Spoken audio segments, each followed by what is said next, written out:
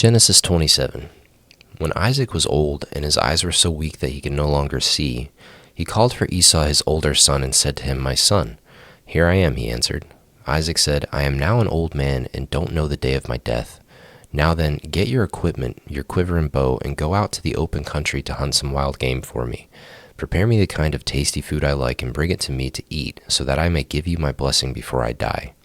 So that's an interesting precondition to giving a blessing. Like, you would think if you were going to bless someone, you would just do it regardless. But I guess this is kind of like an old man's last wish. He's saying, like, I could die any time now. I just want to taste my favorite food again. Why don't you go out and do that, and then I'll give you your birthright. I'll give you my blessing. Now Rebekah was listening as Isaac spoke to his son Esau. When Esau left for the open country to hunt game and bring it back, Rebekah said to her son Jacob, "Look, I overheard your father say to your brother Esau, 'Bring me some game and prepare me some tasty food to eat, so that I may give you my blessing in the presence of the Lord before I die.' Now my son, listen carefully and do what I tell you. Go out to the flock and bring me 2 choice young goats, so I can prepare some tasty food for your father just the way he likes it. Then take it to your father to eat, so that he may give you his blessing before he dies." So this is very deceptive. And so far, all throughout this story with Abraham and Sarah, and now with Isaac and Rebekah, like, these people are lying fairly often in major ways. Like, they're lying to kings about who their wife is. Now Rebekah is using her son and having her son lie to his own father in order to receive a blessing. And it makes me wonder, does a blessing even work if it's gotten through, a lie? Like, what is a blessing in this context? Like, is a blessing something that it's like a physical thing that gets bestowed upon someone, and whoever it hits, it just sticks to that person? Like, you would think that if Isaac was going to bless Esau, Esau wouldn't even necessarily have to be present for it. But if he's going to bless Esau and Isaac is the one standing in front of him, like, how would the blessing still be for Isaac if it's intended for Esau? If Isaac thinks he's talking to Esau, but really Jacob is standing there. So anyway, I think I'm getting ahead of myself here. Jacob said to Rebekah his mother, "But my brother Esau is a hairy man, while I have smooth skin. What if my father touches me? I would appear to be tricking him and would bring down a curse on myself rather than a blessing." It's like, yes, you would. Not only would you appear to be tricking him, you are actively conspiring to trick your own father. And your concern isn't that you would be lying to your father. Your concern is that he would find out. Right? Your immediate thought is that, oh, well, I'm not as hairy as my brother. What if he touches my arm and, he realizes I'm not Esau? Then he would curse me instead. There's no concern for doing the right thing here. It's 100% just, what if I get caught? So, kind of just unsavory people here. His mother said to him, "My son, let the curse fall on me. Just do what I say. Go and get them for me." So he went and got them and brought them to his mother, and she prepared some tasty food just the way his father liked it. Then Rebekah took the best clothes of Esau, her older son, which she had in the house, and put them on her younger son Jacob. She also covered his hands and the smooth part of his neck with the goat skins. Then she handed to her son Jacob the tasty food and the bread she had made. Also, just gotta say, the fact that this Esau guy is literally as hairy as a goat, so that if you were blind and you touched a goat, you wouldn't know the difference between the goat skin and his own hairy skin. That's pretty wild. Like, what did people look like back then? That this was a normal thing. Maybe it wasn't normal. I mean, even today, you see kind of like phenomena like the Wolfman, like these people that are so hairy that they almost appear to be like animals. Maybe it was something like that. Maybe it was completely out of the norm, but wild that they thought this would actually work, like wearing goat skin to trick someone into thinking like, oh yeah, that's just Esau. He's just like a hairy guy, hairy like a goat. Like, if you've ever pet a goat, it's weird. It would be weird to be that hairy. So he went to his father and said, "My father." "Yes, my son," he answered. "Who is it?" Jacob said to his father, "I am Esau, your firstborn. I have done as you told me. Please sit up and eat some of my game so that you may give me your blessing." Isaac asked his son, "How did you find it so quickly, my son?" "The Lord your God gave me success," he replied. Then Isaac said to Jacob, "Come near so I can touch you, my son, to know whether you really are my son Esau or not." So I guess he can't tell just by the voice. I guess Jacob and Esau sound similar, which makes sense, but it's odd that they would look so different but sound so similar. Or maybe Isaac just doesn't have very good ears. It says, Jacob went close to his father Isaac, who touched him and said, "The voice is the voice of Jacob." Okay, so he does recognize the voice of his son Jacob. "But the hands are the hands of Esau." He did not recognize him, for his hands were hairy like those of his brother Esau, so he proceeded to bless him. "Are you really my son Esau?" he asked. "I am," he replied. And then he said, "My son, bring me some of your game to eat so that I may give you my blessing." So this poor old guy is just trying to give a blessing to his son, his firstborn son, whom he prefers because I guess he just gets along with him better. I'm not really sure, but he wants to give the blessing to Esau. Jacob comes in here and tricks his own father, lies to his own father's face, goes to great lengths to conspire with his mother to come up with this plan to trick his father, wears the skin of a goat, and he's stealing this blessing. And again, it's like, does a blessing really work? Can you really receive a blessing that's not intended for you? It's just very strange. So Jacob brought it to him, and he ate, and he brought some wine, and he drank. Then his father Isaac said to him, "Come here, my son, and kiss me." So he went to him and kissed him. When Isaac caught the smell of his clothes, he blessed him and said, "Ah, the smell of my son is like the smell of a field that the Lord has blessed. May God give you heaven's dew and earth's richness, an abundance of grain and new wine. May the nations serve you and peoples bow down to you. Be lord over your brothers, and may the sons of your mother bow down to you. May those who curse you be cursed, and those who bless you be blessed." So even here, he still doesn't buy it. He's still not convinced. He has to smell the guy, and because Jacob is wearing Esau's clothing, he smells like Esau. So poor Isaac is just confused here. This moment that he thinks he's having with his firstborn son it's kind of ruined, because he has this skepticism about whether or not it is the right guy at all. And it's not. He's right to be skeptical, but they pull it off. They fool him with the goat skin. They fool him with the change of clothes. They fool him with the meat that was prepared specifically the way he likes it. And, he gets him to drink wine. So they really manipulate Isaac here, and it just doesn't seem right. So he gives him his blessing. After Isaac finished blessing him, and Jacob had scarcely left his father's presence, his brother Esau came in from hunting. He too prepared some tasty food and brought it to his father. Then he said to him, "My father, please sit up and eat some of my game so that you may give me your blessing." His father Isaac asked him, "Who are you?" "I am your son," he answered, "your firstborn Esau." Isaac trembled violently and said, "Who was it then that hunted the game and brought it to me? I ate it just before you came, and I blessed him, and indeed he will be blessed." So this is confirming, a blessing doesn't necessarily have to do with intentions of who you bless. Like, I guess if I was blindfolded and I decided whether I have the power to bless or not, if I decided to give person A a blessing, but it was really person B, there's nothing I can do to take back that blessing. I guess you can give a blessing, but you can't take it back. Like, I don't understand why he couldn't at this point go on to curse Jacob for lying to him and then re-bestow the original blessing or a new blessing on Esau. Like, why does it have to be so one and done? Like, you only have one blessing to give. Can't you give multiple blessings? It makes me think there's something more to the blessing. And if the blessing comes from God, wouldn't God kind of be present in a sense and be like, I'm not going to give this blessing to the wrong person? I just don't understand how blessings work here. But it seems like a flawed system if the blessing can just go to the wrong person and that person can be a liar and a cheater. Doesn't seem right. When Esau heard his father's words, he burst out with a loud and bitter cry and said to his father, "Bless me too, my father." But he said, "Your brother came deceitfully and took your blessing." Esau said, "Isn't he rightly named Jacob?"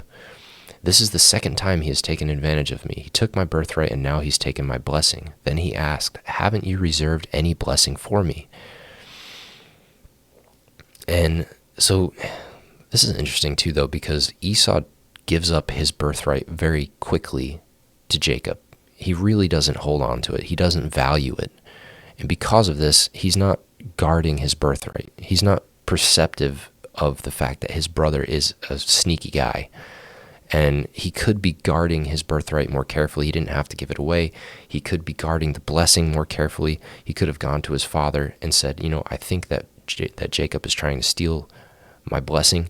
Like, let's make a sign. This way it's really me when you go to bless me." Like, he could be getting ahead of this problem here. But instead, he's not perceptive. He's busy hanging out with his Hittite wives, hunting. He doesn't really care. He's not taking any of this seriously. And then when he comes finally to get the blessing, he's too late. And someone else has deceived his father and taken the blessing from him. So in a way, I think this is kind of his own fault. He could have done more to prevent this from happening, and he could have done more initially to maintain his birthright. Isaac answered Esau, "I have made him lord over you and have made all his relatives his servants, and I have sustained him with grain and new wine. So what can I possibly do for you, my son?"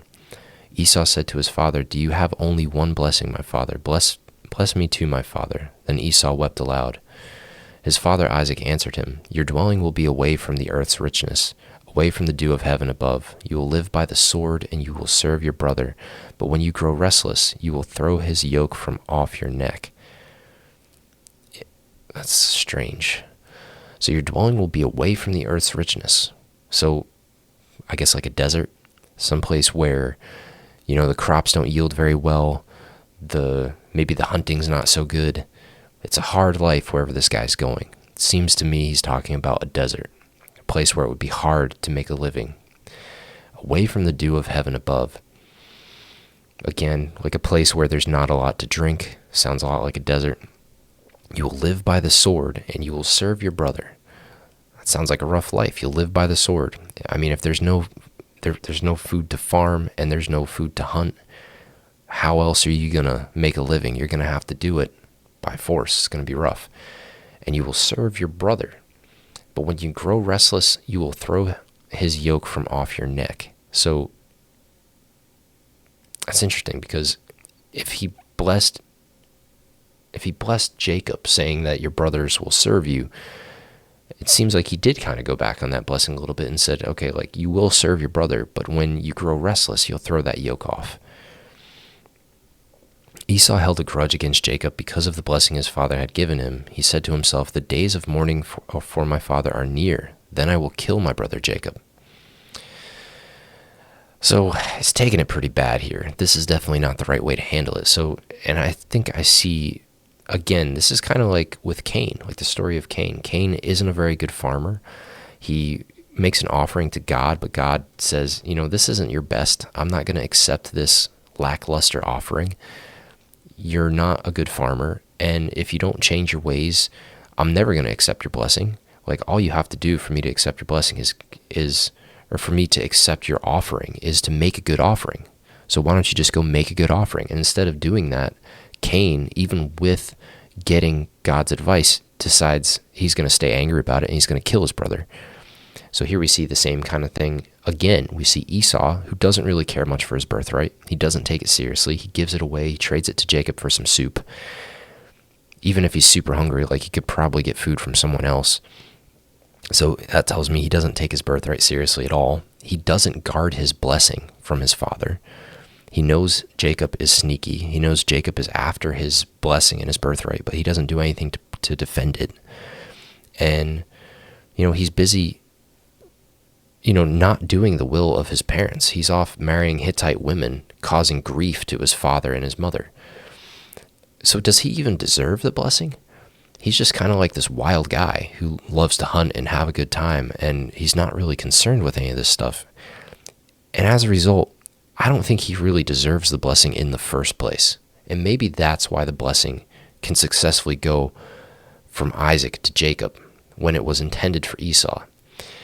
Esau doesn't really deserve the blessing. And up to this point, he hasn't been acting like someone who deserves his birthright and someone who deserves his blessing. He's not living in a way that is honoring his parents. He's not actively interested in being the kind of person who deserves that sort of blessing. It's like if you get an inheritance. Let's say you have parents or an older family member who leaves you something. They leave you their business, or they leave you millions of dollars. If you're not the kind of person who can manage millions of dollars, and if you're not the kind of person who can manage a business, you're just going to let all of that fall apart. You're going to let the business fall apart. You're going to squander the money because you don't know how to manage money to begin with. You do not deserve that blessing. That money or that business or whatever it is that they're going to leave for you would best go to someone who knows how to manage it and who knows how to turn it into something good.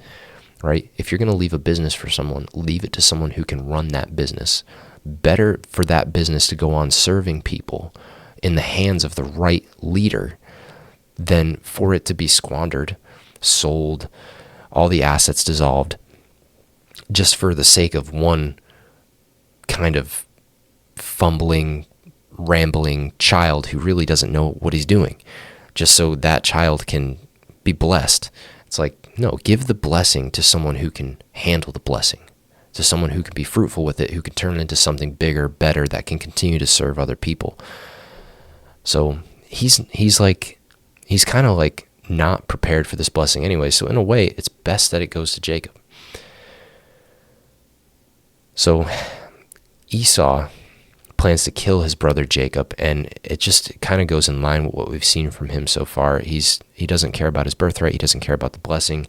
He doesn't care about honoring his father and mother by marrying women who will kind of uphold the family values, or because they're not from the same culture. So he plans on killing his brother Jacob, and he holds a grudge. He's angry. He doesn't look at his own problems, his own ways, and say, maybe this is a result of me being the way I am. So when Rebekah was told what her older son Esau had said, she sent for her younger brother Jacob and said to him, her younger son Jacob, and said to him, your brother Esau is planning to avenge himself by killing you. Now then, my son, do what I say. Flee at once to my brother Laban in Haran. Stay with him for a while until your brother's fury subsides.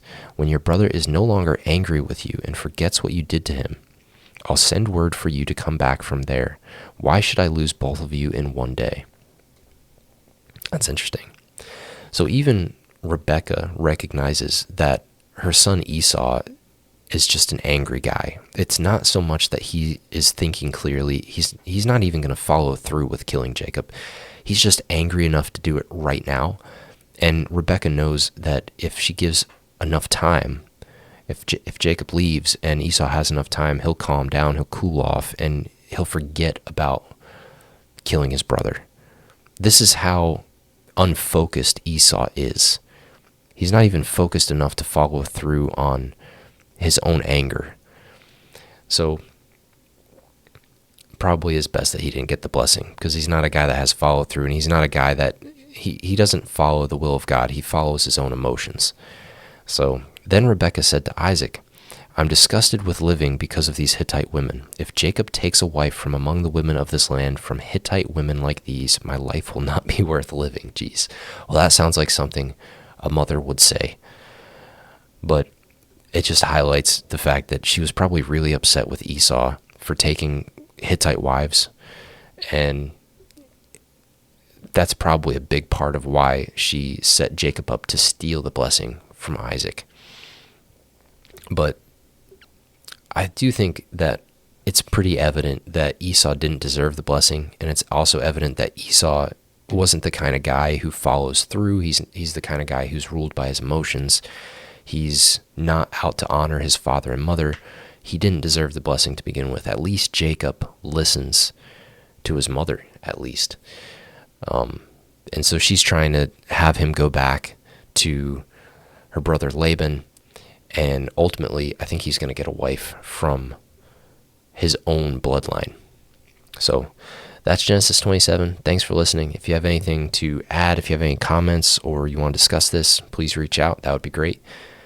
And that's all I got. Have a good one.